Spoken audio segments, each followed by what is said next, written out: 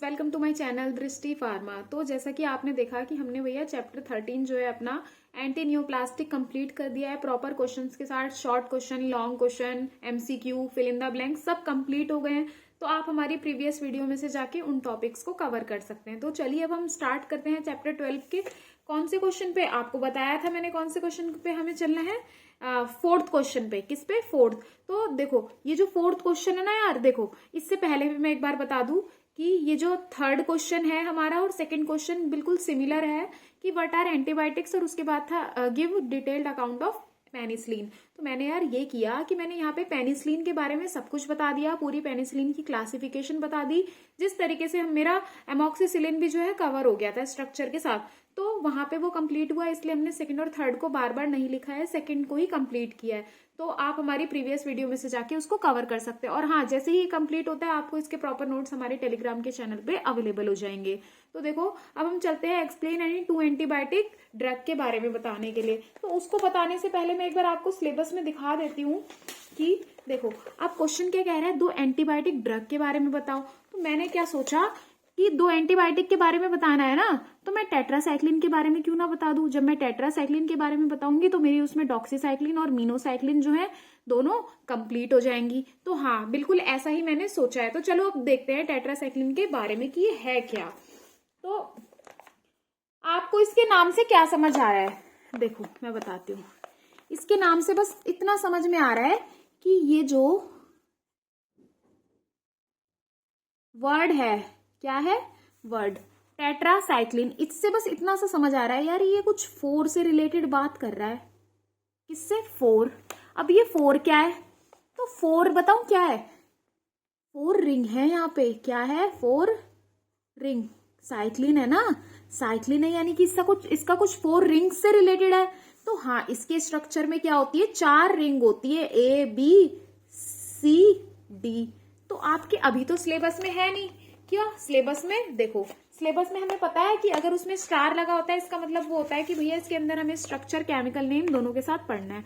But दोनों में से किसी स्ट्रक्चर में नहीं है, तो हमें यहाँ पे क्या टाइम वेस्ट करना है यहाँ पे अपना। ठीक है, तो आप और जितनी हायर स्टडीज के लिए जाते हैं बी फार्म वगैरह में, तो वहां पे आप देखते हैं पूरा इसका प्रॉपर स्ट्रक्चर के साथ हमें पढ़ना होता है। तो बट अभी क्या, सिर्फ हमें थोड़ा बहुत पढ़ना है। तो चलो इतना समझ में आ गया यार याद करने के लिए कि भाई इसमें चार रिंग होती हैं। उसके अलावा मैं इसकी थोड़ी बहुत खासियत बताती हूँ कि ये ना बहुत ज्यादा पोटेंट होती है। क्या होती है? पोटेंट होती है ना। पोटेंट का मतलब है यहाँ पे पावरफुल, और कोई मतलब मत समझने लग जाना पोटेंट से। यहाँ पे क्या है? पावरफुल है। तो पावरफुल से क्या हम समझेंगे? इफेक्टिव है बहुत ज्यादा। क्या है? इफेक्टिव, काफी ज्यादा असरदार होती है ये। ठीक है ये। और भैया ये ब्रॉड स्पेक्ट्रम एंटीबायोटिक है। कैसी है? Broad spectrum antibiotic. अब इसका मतलब आपने क्या बताया था? मैंने बताया था ब्रॉड स्पेक्ट्रम का मतलब है कि ये हमारी ग्राम नेगेटिव बैक्टीरिया पे भी काम करेगी और ग्राम पॉजिटिव पे भी अपना रोल प्ले करेगी। और हमें पता है कि ग्राम पॉजिटिव और नेगेटिव में बस थोड़ा सा अंतर होता है कि इसकी जो सेल वॉल होती है ना बैक्टीरिया की, वो कैसी होती है? काफी ज्यादा थिक होती है, और यहाँ पे थिन होती है। क्या होती है? थिन होती है। और ये जो ग्राम पॉजिटिव की थिक होती है, ग्राम नेगेटिव की जो है हमारी थिन होती है। कैसी होती है? थिन होती है। तो देखो जो ग्राम पॉजिटिव होते हैं इसके अंदर हमें थोड़े एक दो तो एग्जाम्पल पता ही होना चाहिए बैक्टीरियाज के, जैसे कि स्ट्रेप्टोकोकस हो गया। स्ट्रेप्टोकोकस हो गया एग्जाम्पल। इसमें एग्जाम्पल क्या हो जाएगा? इकोलाई, जिसको बहुत अच्छे से जानते हैं हम, इशिचीरिया कोलाई। और क्या? साल्मोनेला ले लो। टाइफाइड सुना है ना? साल्मोनेला टाइफी से होता है, तो साल्मोनेला जो बैक्टीरिया होंगे वो वाले हो जाएंगे हमारे इसके अंदर। और जो हमारी टेट्रासाइक्लिन होती है ना, ये इफेक्टिव है। क्या है? इफेक्टिव है किसके अगेंस्ट? ये हमारी किसके अगेंस्ट इफेक्टिव है? एरोबिक बैक्टीरिया एंड एनारोबिक, दोनों के लिए है ये। ठीक है, ये हमारी दोनों पे काम करेगी। एरोबिक से हम ये समझते हैं कि ऐसे बैक्टीरिया जिनको नो नीड ऑफ O2 यानी ऑक्सीजन की जरूरत नहीं होती इनको। ठीक है। एनारोबिक को नहीं होती, अरे यार एरोबिक को होती है। नीड,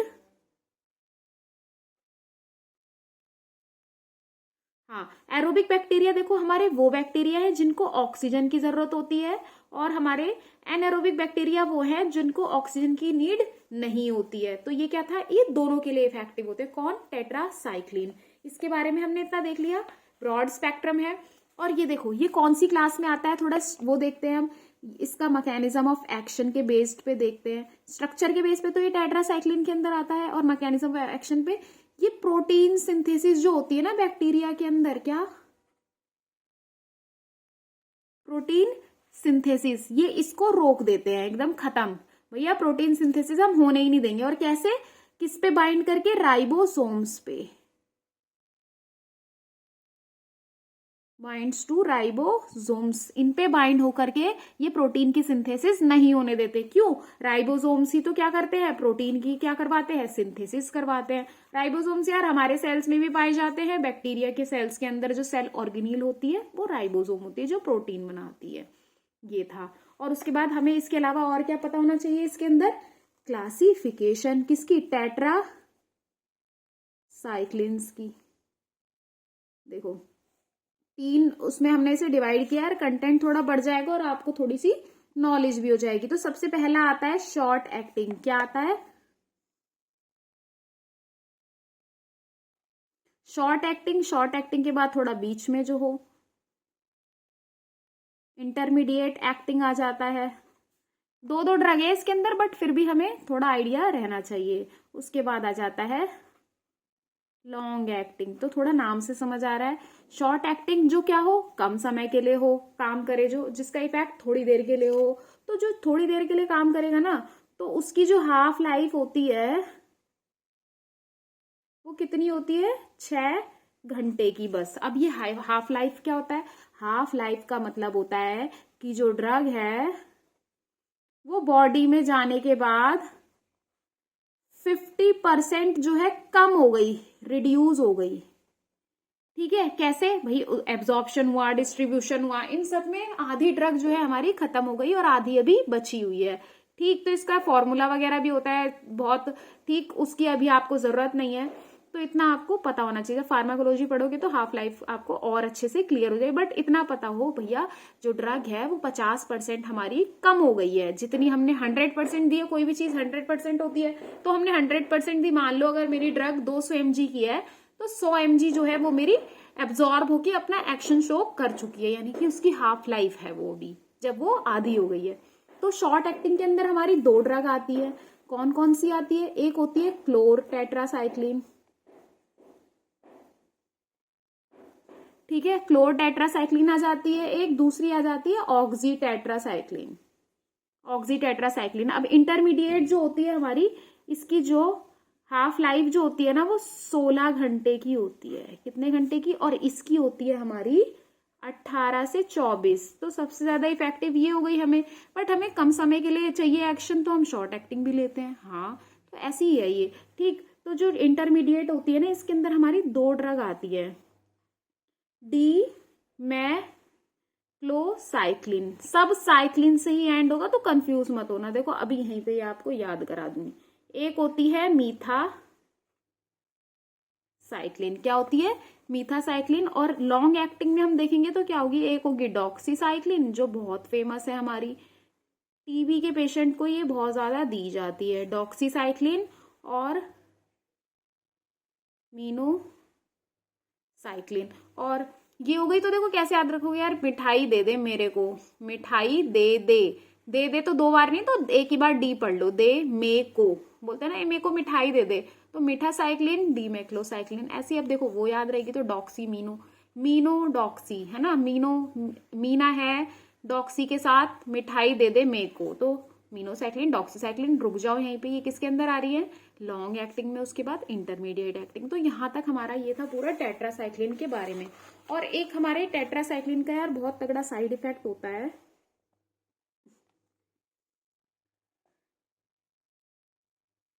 टेट्रासाइक्लिन जो होता है ना, ये बच्चों में क्या कर देता है, टीथ की स्टेनिंग करवा देता है। टीथ स्टेनिंग यानी दांत जो है बच्चों के पीले हो जाते हैं अगर हम ये बच्चों को दे दे तो। ये टीथ स्टेनिंग करवा देता है किसमें, इन चिल्ड्रन। ये तो ये था हमारा किसके, टेट्रासाइक्लिन के बारे में। तो मैं ये आपको थोड़ा बहुत बता देती हूँ, बहुत इजी है जो मैंने यहाँ तैयार किया है। देखो यही है बिल्कुल सेम। तो अब आपको क्या होगा, अच्छे से लर्न हो जाएगा, है ना। तो देखो टेट्रासाइक्लिन क्या है, एक पोटेंट, अभी बताया था, ब्रॉड स्पेक्ट्रम क्या है, एंटीबैक्टीरियल एजेंट है, यानी ग्राम पॉजिटिव ग्राम नेगेटिव दोनों पे काम करेगा। एक लिखने का तरीका होता है, इंप्रेसिव होना चाहिए, जरूरी नहीं है कि बस शीट ही भर के आ जाओ, बस अट्रैक्टिव दिखनी चाहिए आपकी शीट। तो इस तरीके से लिख के आओगे तो नंबर आपको अच्छे ही मिलेंगे। फिर उसके बाद देखो कि ब्रॉड स्पेक्ट्रम है, एंटीबैक्टीरियल एजेंट है, यानी वही बैक्टीरिया के अगेंस्ट फाइट करेगी। इफेक्टिव किसके लिए है, ग्राम पॉजिटिव ग्राम नेगेटिव दोनों के लिए। ब्रॉड स्पेक्ट्रम का मतलब यही होता है। एरोबिक एनारोबिक वही बिना ऑक्सीजन के, और ऑक्सीजन वाले जो बैक्टीरिया है जिनको चाहिए होती है, दोनों में इफेक्टिव है। फिर टेट्रासाइक्लिन की क्लासिफिकेशन देखी, शॉर्ट एक्टिंग में क्या आती है, क्लोर टेट्रासाइक्लिन, इसके स्ट्रक्चर में क्लोरो ग्रुप होगा। ऑक्सी टेट्रासाइक्लिन कुछ नहीं, सिर्फ टेट्रासाइक्लिन का स्ट्रक्चर, उसमें ऑक्सी ग्रुप होगा। ऐसी इंटरमीडिएट यानी जो ना ही ज्यादा एक्टिव है, एक्ट कर रही है ज्यादा तगड़े तरीके से, ना ही कम तरीके से। तो हाफ लाइफ हो गई इसकी 16 घंटे की। तो डीमैक्लोसाइक्लिन आ जाता है, मीथासाइक्लिन आ जाता है इसके अंदर। लॉन्ग एक्टिंग में हाफ लाइफ 18 से 24 घंटे की है, जिसके अंदर डॉक्सीसाइक्लिन है और मीनोसाइक्लिन है। और मीनोसाइक्लिन देखो आपके सिलेबस में है, तो इस तरीके से हमने क्या किया है, मीनोसाइक्लिन के बारे में थोड़ा सा सिर्फ ब्रांड नेम देख लिया है, और आपको बिल्कुल सेम लिख के आना है जो अभी मैं डॉक्सीसाइक्लिन का बताऊंगी। तो इसका ब्रांड नेम क्या है, देखो मीनोसिन और सोलोडिन करके। तो ये जो क्वेश्चन था ना कि write about the two antibiotic drug, तो इसमें हमने एक डॉक्सीसाइक्लिन कवर किया है, और क्या, एक मैक्रोलाइड भी कवर किया है। कौन सा हमारा, सॉरी मैक्रोलाइड नहीं, स्ट्रेप्टोमाइसिन, जो कि क्या है, एक अमीनोग्लाइकोसाइड है। ये भी हमारा यहाँ पे कवर हो जाएगा। ये रह गया था ना अभी, देखो ये वाला भी। ठीक, तो देखो डॉक्सीसाइक्लिन में क्या आ रहा है, ब्रांड नेम हमारा एडोक्सा टीटी होता है, और मोनोडॉक्स के नाम से आता है। ये हमारा कौन, डॉक्सीसाइक्लिन। एडोक्सा है, डॉक्सा है ना, तो डॉक्सीसाइक्लिन है।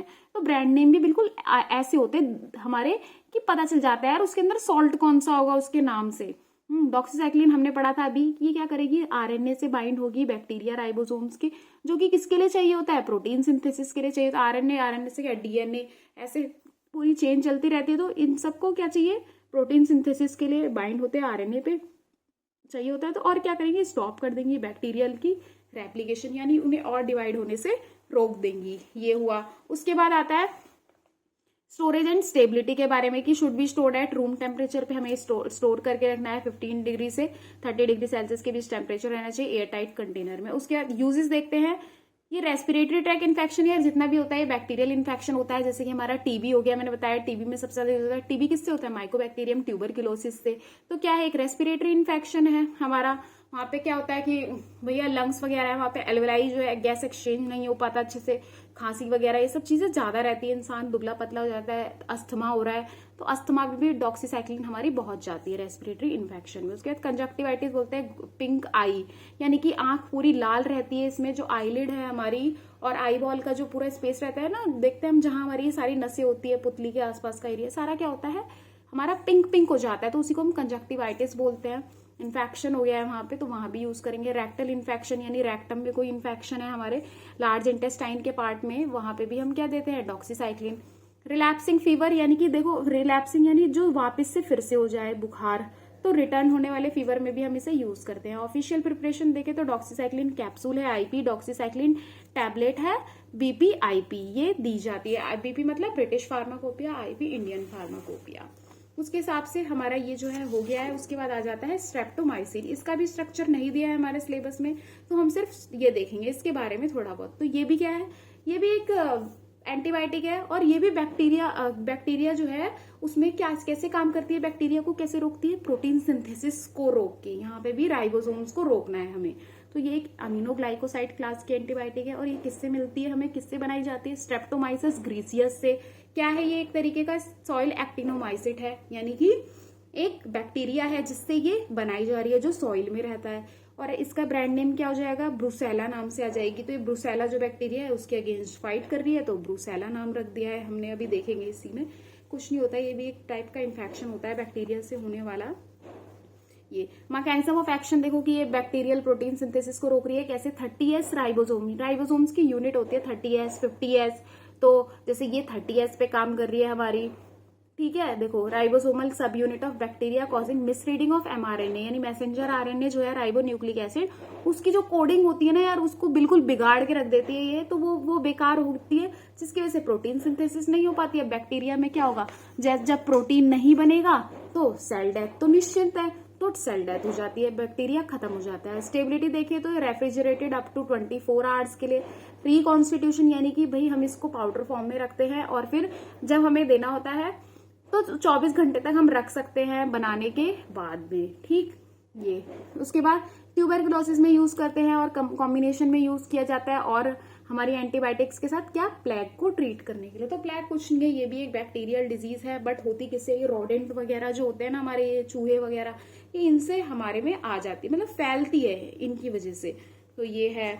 उसके बाद ऑल्सो यूज टू ट्रीट ब्रूसेलिस, ब्रूसेलिस को यानी कि जो ब्रूसेलोसिस को ट्रीट करने के लिए, जो कि किससे हो रहा है, ब्रूसेला बैक्टीरिया से, तो उसमें भी हम देते हैं। तो इसमें ये था हमारा। फिर उसके बाद ऑफिशियल प्रिपरेशन में आता है streptomycin powder for injection IPBP। तो ये हमारा क्या था, स्ट्रेप्टोमाइसिन के बारे में। तो यहाँ से देखो हमारा यहाँ तक कंप्लीट हो चुका है। कितने ड्रग हो गए हमारे, 1 2 3 4 5 6 ड्रग हमने कंप्लीट कर लिया है। अब हम अपनी नेक्स्ट वीडियो में ये सभी चीजें भी कंप्लीट कर लेंगे। बचे हुए 4 ड्रग सोचेंगे एक ही वीडियो में कवर हो जाए। अगर आपको वीडियो अच्छी लगे तो आप लाइक कर सकते हैं, चैनल पे नए हैं तो सब्सक्राइब करें, और हाँ, इसके प्रॉपर नोट्स आपको हमारे टेलीग्राम के चैनल पे अवेलेबल हो जाएंगे। Thank you.